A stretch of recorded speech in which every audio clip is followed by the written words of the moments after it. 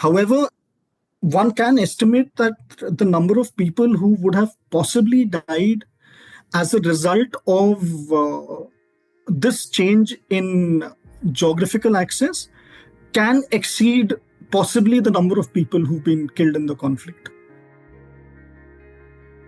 Hi, I'm Greeshma Kuthar, and you're listening to episode 6 of Mission Manipur, a frontline podcast that looks in detail at the Manipur conflict. This episode is titled SOS. As a journalist working in the middle of a humanitarian crisis, I've understood that the news of death is always going to be constant. This week began for me with a message that announced the death of an infant. Haugunmang Haukip, who was all of 11 months, died as a resident of the same relief camp that he was born in. His family had fled from Saikul as their village was being burned and have since been living at the Sangha University relief camp in Churachandpur. Almost every visit to a relief camp for me these days starts with the update of who has died there. When I visited a relief camp in Moirang 2 weeks back, the residents of the shelter were in the middle of a puja that they were doing because they were all in fear after one of the residents had died by suicide. I was told that the reason behind his death was depression. Another lady in the same camp had just lost her husband to kidney failure. He wasn't able to afford medical care, is what I understood. I went to a community health center in Saikul, which is in Kangpopi district, to check whether they were receiving regular supplies of vaccines and medicines. I had to check with them because when I have previously reported from Saikul, at least on 3 instances, I had noticed that they weren't even getting supplies like gloves. And this is the only medical center for a population of close to 40,000 people, out of which a considerable chunk is displaced people. While I did get information about what was still missing in that CHC, I also got another piece of information that 3 children with congenital heart disease had died because they couldn't access medical care. The important point here is that all the 3 were eligible for treatment under the Rashtriya Bal Swasthya Karyakram of the National Health Mission. But just that the hospitals where the scheme could be availed are in Imphal, and these children could no longer travel to the capital of Manipur. I can keep stacking up data of the dead that I personally have been keeping track of, and like Samrat said at the beginning of the episode, that number would exceed the number of those killed in the violence. But the sad truth is, this is a reality that is barely acknowledged anymore in Manipur. I mean, it wasn't acknowledged right from the time the violence started. How else would you justify the Home Minister deciding that an empty bus traveling through the hill districts is more important than addressing such deaths? I mean, the situation is so bad that people are choosing to die over travel for medical care in districts such as Churachandpur, and yet this district is now under an indefinite shutdown. And why is that the case? This might seem incredulous when set against the deplorable living conditions of the people in the district, especially the displaced living there in the relief camps. But violence broke out in Churachandpur because of a fight that started between men of different tribes. Churachandpur district has many tribes in it that fall under the Kukizo umbrella. Because of this, the district has seen many instances of intra-tribe violence in the past.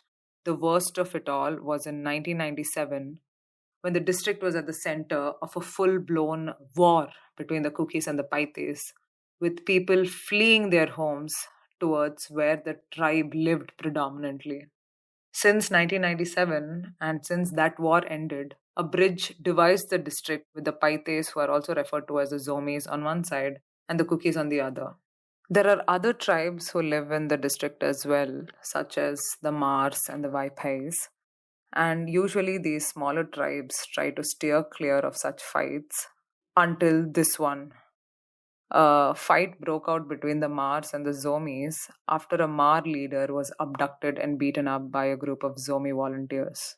Now, the administration was trying to broker a peace deal between these two groups, But then, still, the district saw really ugly scenes on the 18th night, to the extent that some of these men even entered the district hospital and tried to threaten patients. A 52-year-old Mar man was shot dead in the violence that followed on that day itself. Now there is indefinite curfew that has been declared while the army and paramilitaries try to stop the violence. And while that's happening, women from all the tribes are now sitting on the streets trying to ensure that, nothing else happens. Which basically means that they're trying to make sure that their men behave.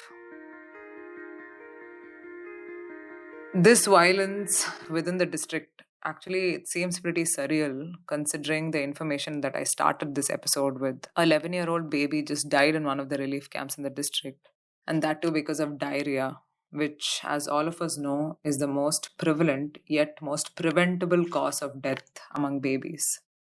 But then the question also is, when the government apparatus does not think that the humanitarian crisis is the most important aspect of this violence to be addressed, especially when the state is under president's rule and the central government can directly intervene, will the people do so?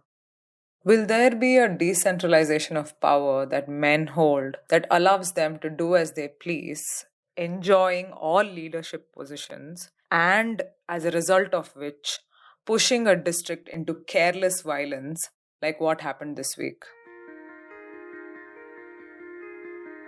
Anyway, I have interviewed Samrat Sinha, a professor at Jindal Law School who has been working in the region for close to 2 decades now. I came across Samrat's work in 2023 when he was in Manipur trying to keep track of everything, be it medical care or aid or displacement, that was spinning out of control in the state. I definitely think that those who've been following this podcast would be very interested in what Samrat has to say, not just about his research with working with different groups in the region, but also what the humanitarian crisis really means in Manipur.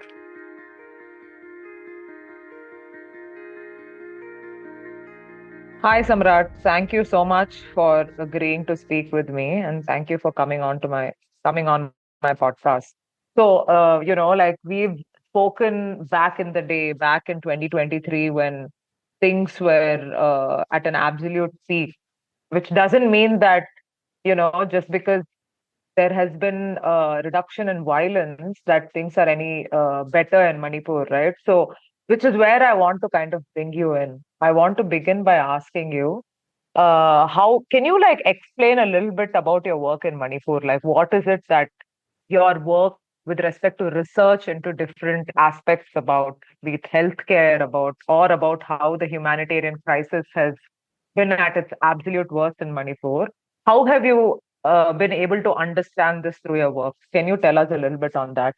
Yes, absolutely, Grishma. And thank you so much for having this kind of interaction. And I'm really honored to be here.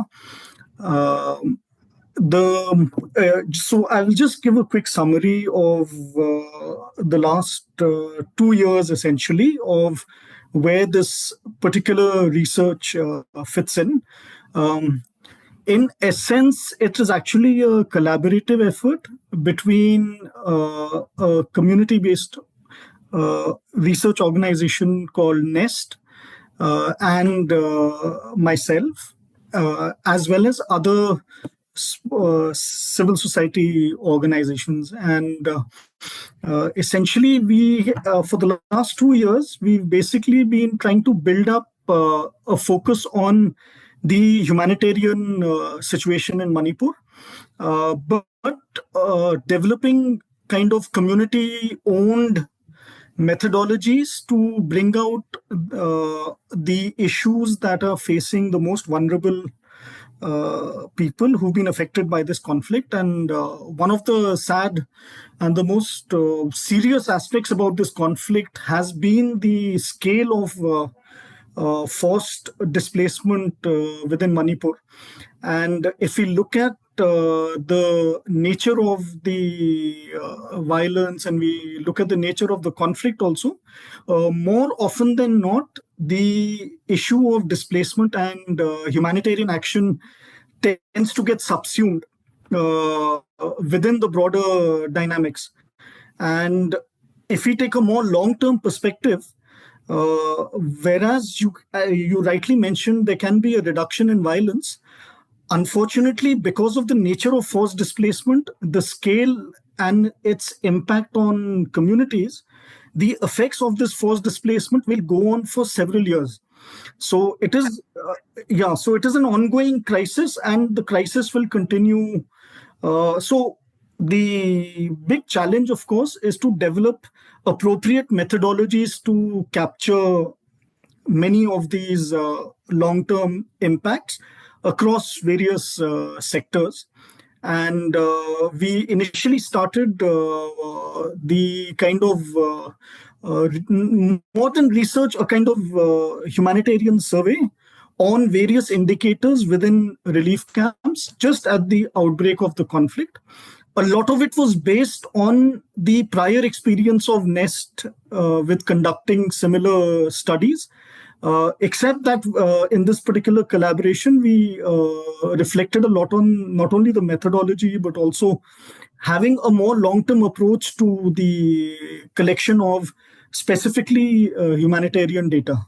So that initiative has been going on since 2023. So in all the the surveys and in your own visit to Manipur, and in kind of coming to a conclusion about various aspects, can you like highlight some of the most stark of these findings, like something that people should ideally take notice of, but have or but aren't or don't want to?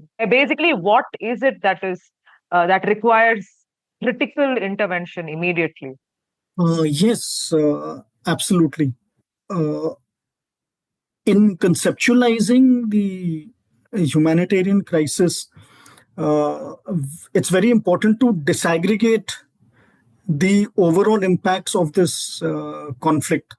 And when we disaggregate this conflict into its various components, the impact of whatever is going on in Manipur, the nature of violence, and the way the geography of the political geography, the economic geography, the medical geography of Manipur has changed very significantly. So, one of the key misunderstood and less understood aspects of this conflict has been the pressures on the health system, especially.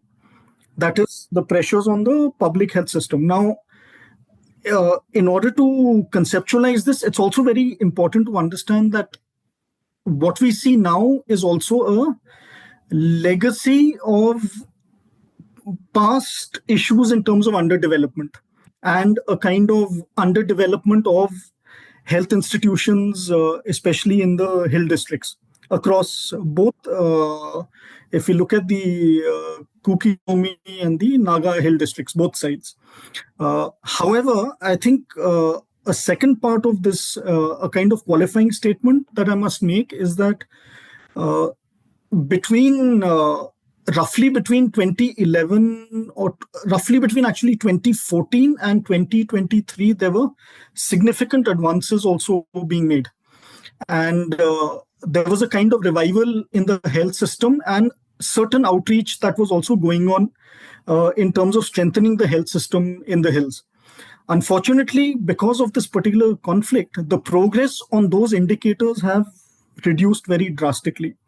So, just to kind of break it down, I think one of the most serious consequences of this conflict has been the way people are accessing healthcare and how there are so many restrictions on the ability to access health. So, for instance, there are, yes. That is something that I wanted to eventually come to, but I'm glad you brought it up because that is absolutely not highlighted the way it has to be. So tell us more about that. What has been your observation regarding the further setbacks that this violence has caused to an already bad healthcare system? Yeah, I think the biggest challenge, or let's say a kind of unseen humanitarian burden, has been how people have to access healthcare, especially from, let's say, the districts of Churachandpur or Kankopi or Chandel or Tengnopal, where they have to route or take the route via or into Mizoram and then onwards from there, whether it's going to Guwahati or Delhi. So automatically, in a situation where resources are less, automatically in a situation where people's finances are already strained, also the fact that many emergency cases might not be able to do this particular extensive journey for 21 to 24 hours. So what we have a preliminary understanding of is actually part of a much bigger problem where a lot of mortality and a lot of morbidity and a lot of people are essentially falling out of the healthcare system or are not being able to access health, especially emergency care and maternal and child care, because of the changed geography or that has been induced by this particular conflict. So that remains very unrecorded. Yeah, absolutely. Like that's something that, even with reportage or without reportage, like even when it's highlighted, it doesn't seem to be important because in spite of, reporting consistently, in spite of you being, facilitating this kind of survey, we are not able to bring the administration to the understanding that, hey, you know what, there's precedence rule. So maybe the first thing that you should do is to figure out healthcare. That kind of a loop, which where the administration has somehow decided that the focus should rather be on other aspects than the humanitarian crisis. How do you like look at that? Is this like structural? Like there have been multiple such situations which might not be violence exactly, but is a humanitarian crisis. Like for instance, if I were to think of one instance, there was all these Japanese encephalitis deaths in Chhattisgarh, if I'm not wrong, in 2017 or 2018, 2016, 17, which caused a lot of death. It was a crisis, but the intervention came so late. Why is the state, especially in India, why is their response to strengthening healthcare in such situations so bad? Yeah, I can speak in terms of specific to the observations from here, and also I would say we had done a prior similar collaborative effort in earlier in the borderline areas. Uh, two major challenges actually emerge. One, especially when we are looking at the nature of forced displacement and the huge numbers that are there of people who've been displaced, more often than not, it tends to overwhelm the existing health structures. Uh, just the sheer volume. But like you said, the existing health structures are very weak to begin with, right? They're barely. So it places the existing health structures under a lot of stress, even when, especially if they're understaffed, if there are less human resources. And one of the challenges that the overall Manipur health system faced in this conflict was even displacement of doctors and other medical personnel, as well as community health workers from both sides. So, that was one. There was a major stress on the health system, which it is still coping with, where, especially in the hills, as well as I would say even in the valley, where regardless of, in terms of the spending priorities, health tends to come right at the bottom of the state budget. So it's a function of the level of funding, the level of human resources available, and so on and so forth. However, in this case, there is another problem in that when you look at and you try and break down the health records, or you try and break down the data at the district level, especially when you look at medical records and so on and so forth, big challenge that happens is that the cases that only access hospital get reported, whereas the bulk of illnesses and the bulk of emergencies are occurring inside the camps. So when you look at people accessing health, when you're looking only at the formal health institutions, there is also a reduction in percentage of people being able to reach the health centers. And despite geographical distance, so for instance, at least in the case of some of the relief camps in the Imphal Valley, there's a huge problem emerging where people do not have the finances to conduct the tests. They do not have the finances to access private or public healthcare, access to medicine. So there's a big medicine shortage, and so on and so forth. So even if they are close to the health center, the fact that they don't have money, the fact that they don't have any more finances, given that this has been a 2-year plus crisis, plus the fact that there is no livelihood support, has meant in many cases that people are just falling out of the system.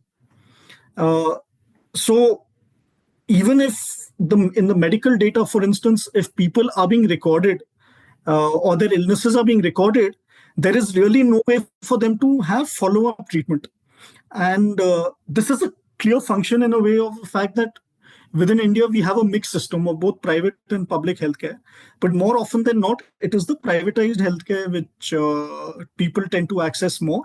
But the costs are the higher costs of health and accessing private healthcare, where the quality of services is considered better in many cases, all add up in a way, and it gets compounded with the fact that there is no income generation inside many of these relief camps. Second, when we are looking at the displaced population, the number of people in the camps, there are actually possibly the equivalent number of people who are not in relief camps but who are displaced. Yeah, who are also outside of Manipur, who are also in employment spaces where they're not making a lot of money, who can't turn to medical care even if they want to, considering it's an expensive ordeal, right? Yes, absolutely. So in that case, for instance, there are at the beginning of the conflict, nearly 12,000 people plus actually fled into Mizoram, for instance, who were coming under the category of internally displaced.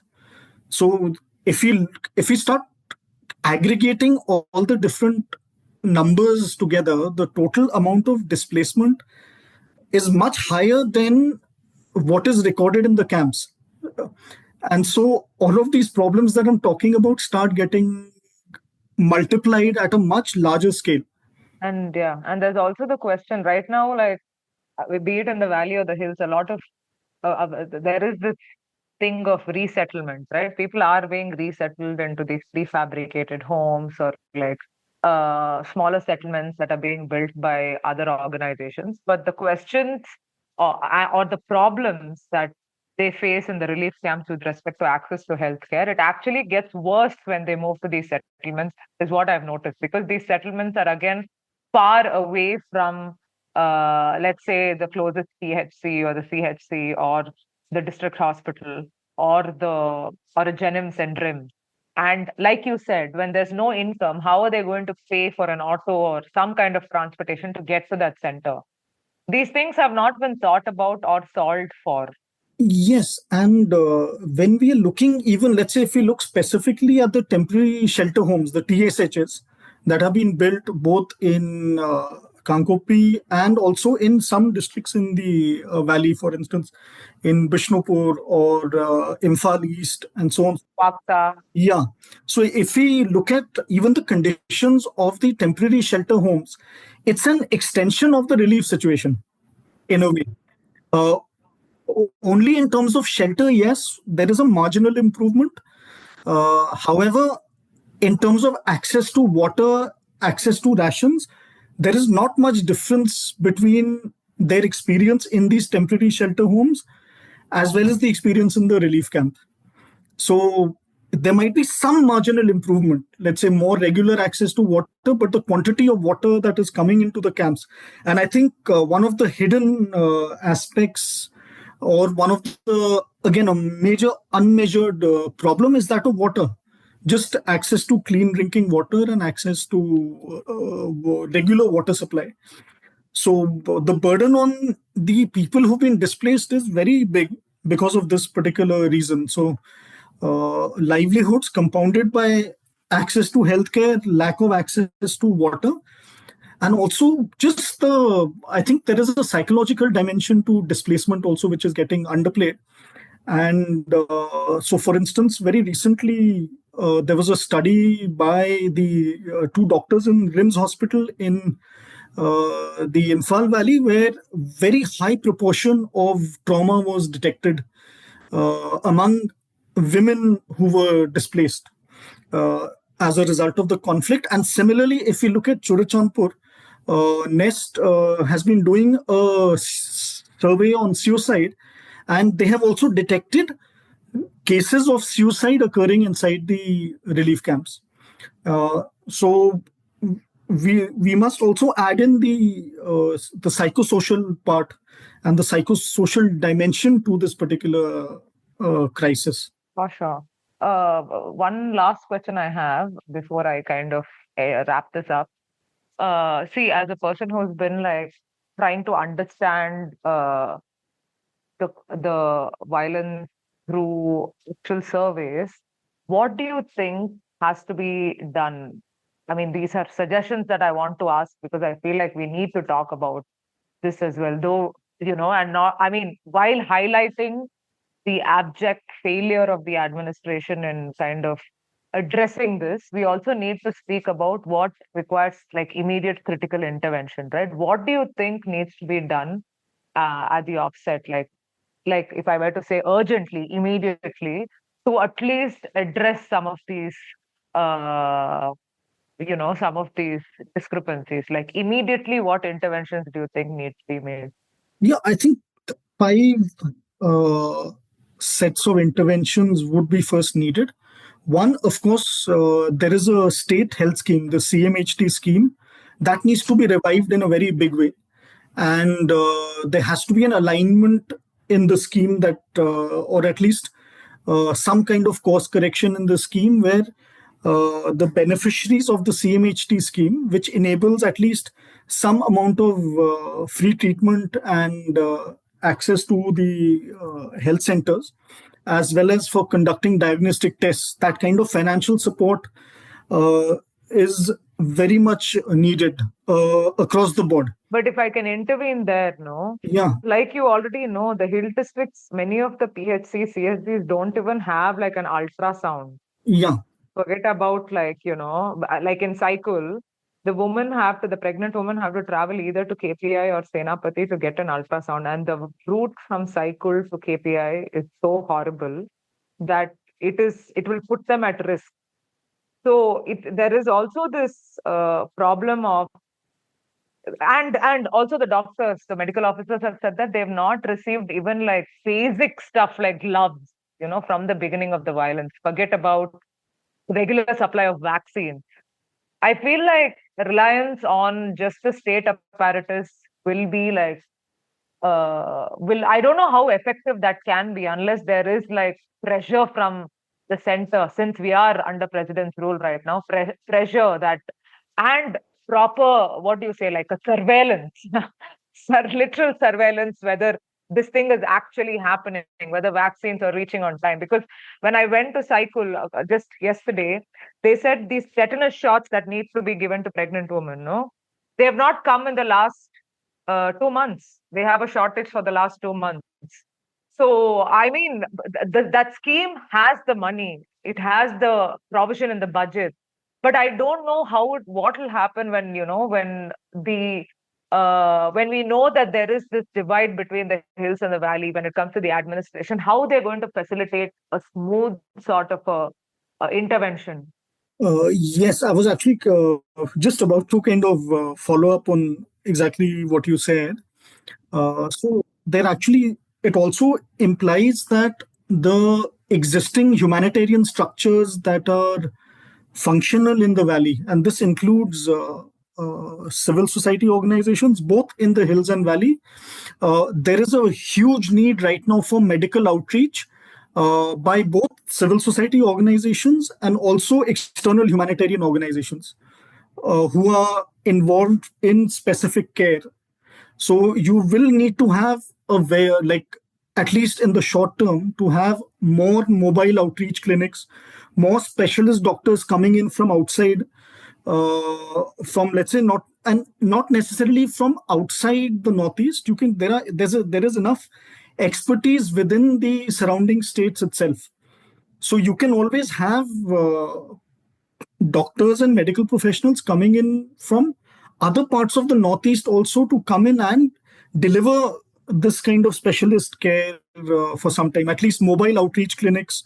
The fact that the health system, which is both composed of formal institutions as well as private hospitals and so on and so forth, will have to come together in some way. And you will need humanitarian organizations, both whether they are government or NGO based, from the outside to actually scale up the level of humanitarian aid and humanitarian relief and medical relief.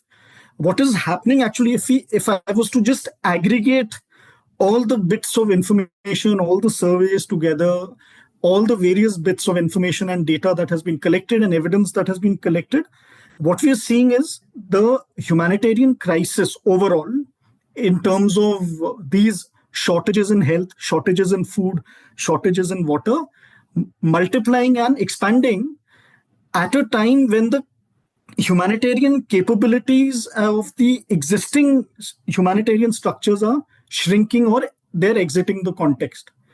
So there is a kind of fatigue within donors, even locally as well, so we are having a situation where there is this big gap that is now emerging, where the needs are still there, but a lot of these needs are going to be unmet unless something is done. Yeah, because people are also reluctant to help out as they've been helping out for a while. There is donor fatigue, like you rightfully point out. Yeah, and if any of the past experiences say that actually this is the time where humanitarian action build up on a much larger level. So there is a need for external donors, including, I would say, CSR organizations, to actually come in now and fill in some of these needs till the situation improves in a more decentralized way. I think that is also very important to mention, that any humanitarian action would require a level of decentralization with different approaches to the valley, which are more contextually appropriate, and different approaches to the hill districts, which are contextually appropriate. The last point that I want to make in terms of, again, the aggregated part is that we are only conceptualizing the humanitarian crisis focusing on camps.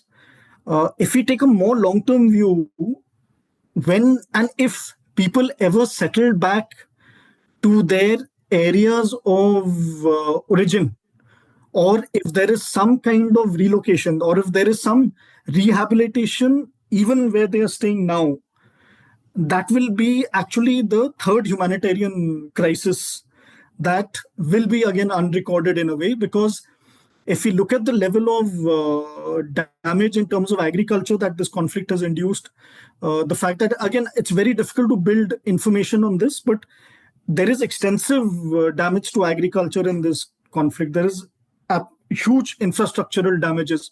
So the other crisis will happen in terms of post-conflict or in terms of reconstruction.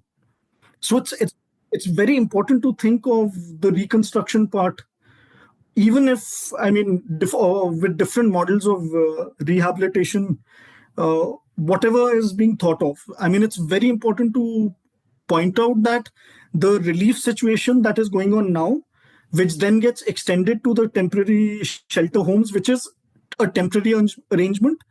And when there is a full-fledged rehabilitation, the humanitarian crisis will continue through all three stages. Because the question of the lost livelihood hasn't been addressed or been solved for, right? That's something that is crucial. Like agriculture has been disrupted. Most of these people were people who relied, I think a major chunk of the villages that were burnt down and people who've been displaced from there, other than the people from Imphal, a lot of them were by Imphal, I mean town. Of course, periphery areas of Imphal, which is bordering like the hill districts, they were also dependent on agriculture. So livelihoods of people who are displaced, which largely depended on agriculture, is gone. That's what you're trying to say, right? Yeah, agriculture plus the cost of rebuilding homes. There is also, again, as I said, we have to break it down. So there's going to be a livelihoods crisis, which is already going on. Like Manipur right now has the highest rates of inflation. And this is going to continue. So when people are even going into the rehabilitation stage, it will not be very different from the current humanitarian burden. Especially if you look at, there will be a crisis in shelter, in terms of shelter reconstruction. There will be a crisis in terms of access to water, even then. There is going to be a food crisis. There's going to be a nutrition crisis in the kind of reconstruction phase. If corrective measures are not taken, and if kind of uh, neutral and extensive rehabilitation is not done. Processes are not facilitated, no, because like you pointed out, and like I have figured out through my field reporting, even now from these, like, I feel like in terms of access, things have only gotten worse. It's not gotten better when it comes to water, let's say. Even in these new places that they've been moved to, it has, because the numbers have increased in these prefabricated homes. In the settlements, the numbers have, like, for instance, this one settlement that I visited, there are 800 ish people there, 853 something, as compared to them being split up in 4-5 camps in smaller numbers, where they had, like, access to water, not clean drinking water, but water to do their whatever basic, like toilet needs and cooking, whatever. But at this place, with such a big number, the access to water has actually become complicated.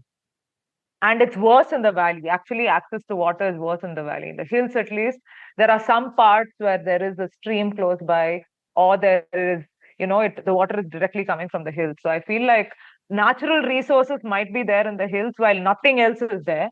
But in the valley, that's a bigger problem, right? So the point that I would like to make here is, unless there is a proper, well thought out process that the state facilitates along with organizations, because this is not, of course, like organizations from elsewhere, who support as donors and who strengthen organizations on the ground, NGOs on the ground, are required. But at the end of the day, there is accountability that the state has as well, right? And this is a large scale thing. It's not something that only is restricted to people who are just displaced. There are, like you pointed out, there's the displacement of people who are in camps, people who are outside of the state, but also people who are in periphery areas who've not been able to do much. They go to the relief camps and they go back when they can, but their lives have also been disrupted. That's another floating population that are not considered as part of the camps, because once they go back, their numbers are removed. But they don't have access to this, this thing about farmlands being affected and agriculture no longer being possible. It applies to them as well. So they've also lost out on livelihood, and as a result, on everything else that's connected. So I feel like all the layers that you have kind of described and explained in detail, unless there is a detailed step-by-step process and intervention that the government plans, this is just going to, like from the time I think we've been working in Manipur, what the people here say is that they've been set back by 2-3 generations, right? That won't be fixed, isn't it? Absolutely. And if we look at the current conflict, we must contextualize it in the fact that the population in Manipur has experienced conflict from very far back. So the kind of burdens and the underdevelopment, it's all a legacy of those past conflicts, and situation was actually improving quite. There were certain improvements in Manipur prior to this. Uh, so you're absolutely correct in that. I mean, unless these in a cross-cutting way, if these needs are not objectively done, or let's say systematically addressed, this particular humanitarian burden and this particular unseen kind of aspect of this conflict will continue for a very long time, and it's impacting this current generation, but also it's had fundamentally deep impacts on children in this particular situation, especially children who are displaced and children who are living in camps. So the level of not only exposure to violence, but also the fact that they have to live in such crowded conditions. This is having a huge impact on, for instance, schooling. It's having a huge impact on learning outcomes. So a lot of futures are actually at stake for thousands and thousands of children. And as you would have seen, not only in Kankobi, but in other parts, there are so many children who've been born inside the relief camps.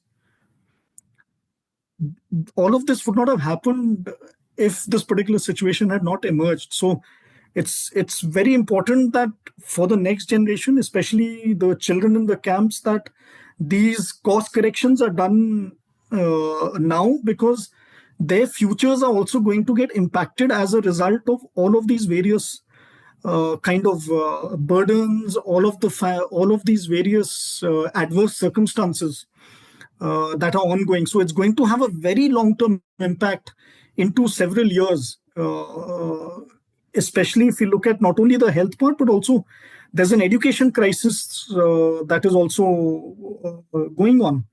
There are all these unaddressed traumas, and within the state itself, I think the necessity of also having very strengthening mental health provision, especially mental health in emergencies, using these kind of frameworks. It's very needed to enhance these capacities. Already, you can see there is information emerging on the number of suicides that have happened in the relief camps, including in the temporary shelter homes.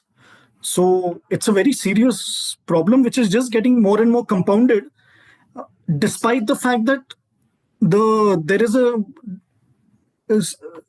reduction in violence or an absence of violence for some time.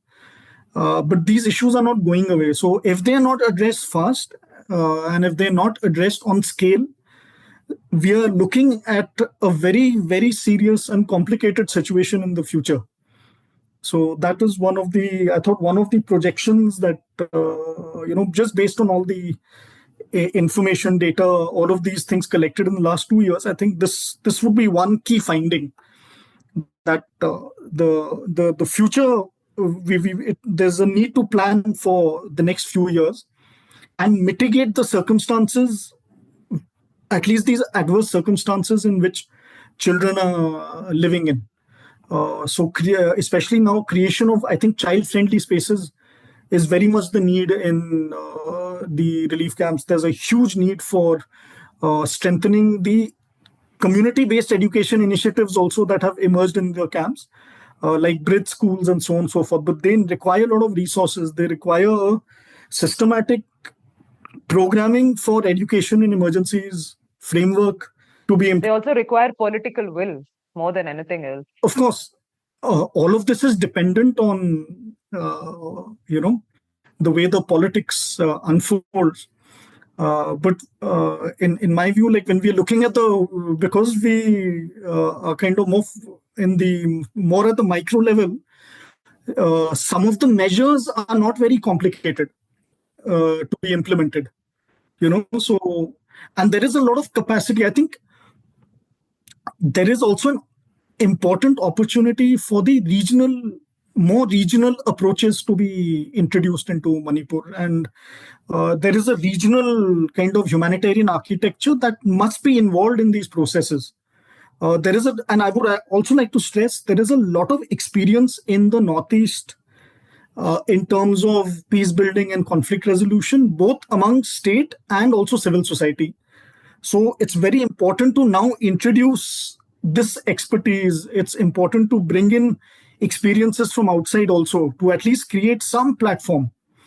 Otherwise, what we are having is a situation where a lot of measures will be taken, a lot of administrative measures, but they might not necessarily be based on a certain social capital that is also required to make these measures effective. And yeah, so you need to have multi-layered approach, right? big administrative measures, yes, but also very localized, very community owned, and also civil society driven initiatives need to be brought in, at least in the short run.